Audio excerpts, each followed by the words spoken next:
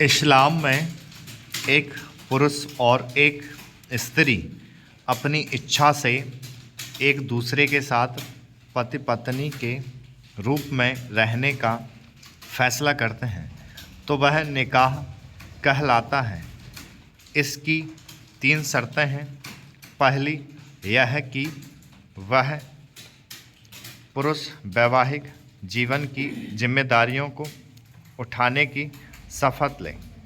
दूसरी, एक निश्चित रकम जो आपसी बातचीत से तय हो उसे मेहर के रूप में स्त्री को दे। और तीसरी, इस नए संबंध की समाज में घोषणा हो जाए।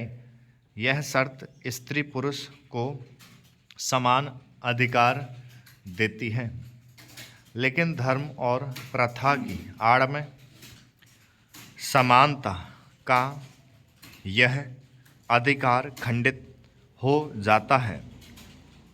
यहीं से स्त्री का शोषण शुरू होना आरंभ होता है। इस शोषण तंत्र का ताना बाना प्रथा की आड़ में तलाक के माध्यम से बुना जाता है। इस्लामी समाज भी पितृसत्तात्मक समाज है, जहाँ सारे अधिकार पुरुष को ही प्राप्त हैं। इस एकाधिकार का परिणाम है 3 तलाक। तलाक ए बिद्दत।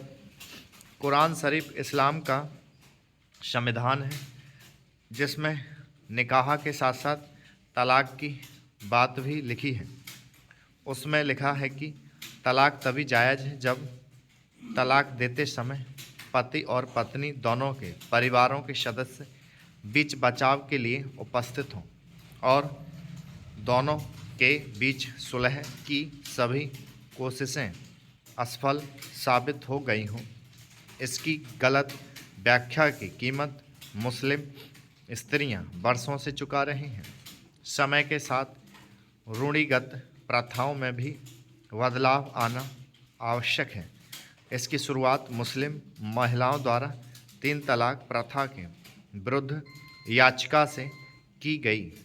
3 तलाक प्रथा के विरुद्ध दायर याचिका उत्तराखंड के काशीपुर की रहने वाली सायरा नाम की एक महिला को उसके पति ने 10 अक्टूबर 2015 को स्पीड पोस्ट से एक पत्र भेजा, जिसमें उसने 3 बार तलाक लिखकर सायरा से संबंध तोड़ लिए थे।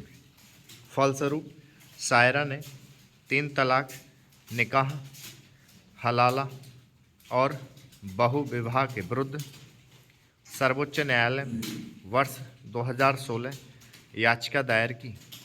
अक्टूबर 2016 में केंद्र सरकार ने भी सर्वोच्च न्यायालय में याचिकाकर्ता सायरा की मांगों का सैद्धांतिक तौर पर समर्थन करते हुए एक हलफनामा दायर किया था। इस प्रकार प्रसिद्ध शाह बानो मामले के 3 दशक बाद सायरा मामले ने एक बार फिर से लैंगिक समानता बनाम धार्मिक कट्टरपंथ की बहस को जागृत कर दिया और 3 तलाक पर पूरे देश में जोरदार बहस छिड़ गई। मामले की गंभीरता को पहचानते हुए सर्वोच्च न्यायालय ने कहा कि यह मामला संवैधानिक मुद्दों से संबंधित है। यह संविधान पीठ को इसकी सुनवाई करनी चाहिए।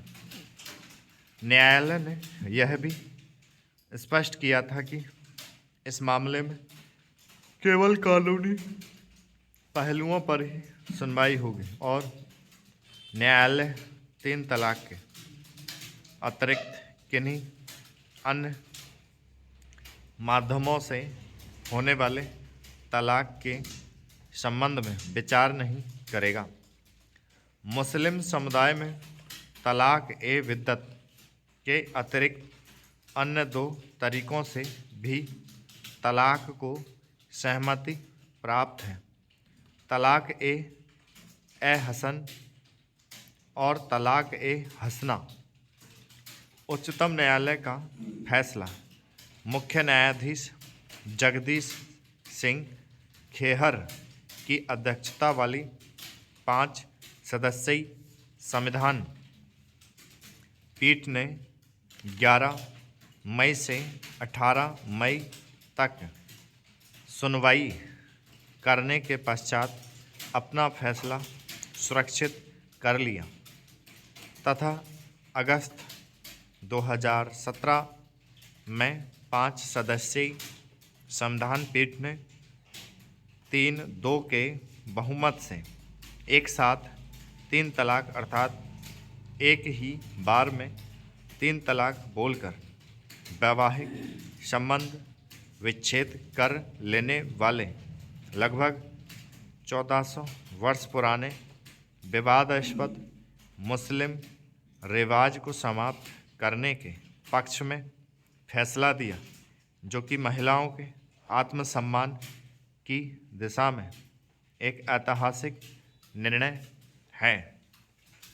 उल्लेखनीय है कि इस महत्वपूर्ण मामले की सुनवाई करने वाले 5 न्यायाधीश अलग अलग समुदाय का प्रतिनिधित्व कर रहे थे, जिसमें जस्टिस जगदीश सिंह खेहर सिख समुदाय, कुरियन जोसेफ ईसाई, RAF नरीमन पारसी, UU ललित हिंदू और अब्दुल नजीर मुस्लिम समुदाय से संबंधित थे।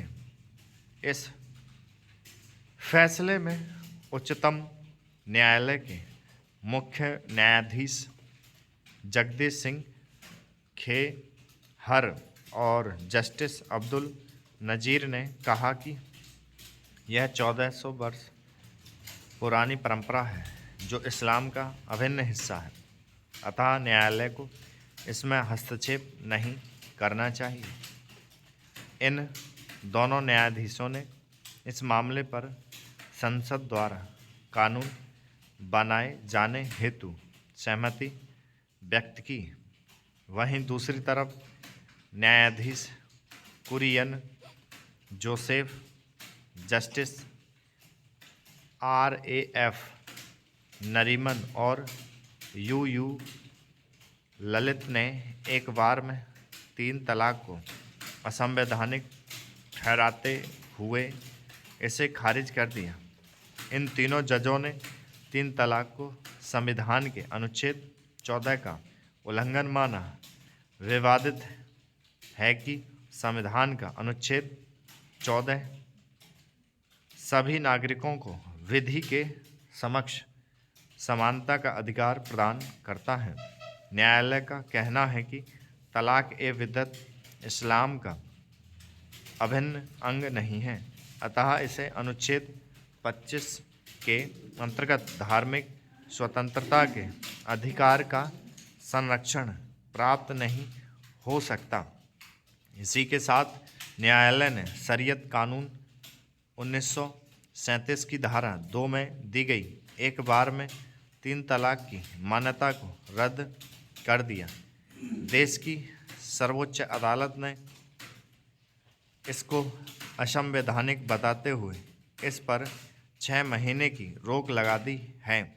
साथ ही न्यायालय ने यह भी कहा है कि संसद इस पर कानून बनाए और यदि इस अवधि में ऐसा कानून नहीं लाया जाता है तब भी 3 तलाक पर रोक जारी रहेगी। इस संदर्भ में मुस्लिम महिला विवाह स्टॉप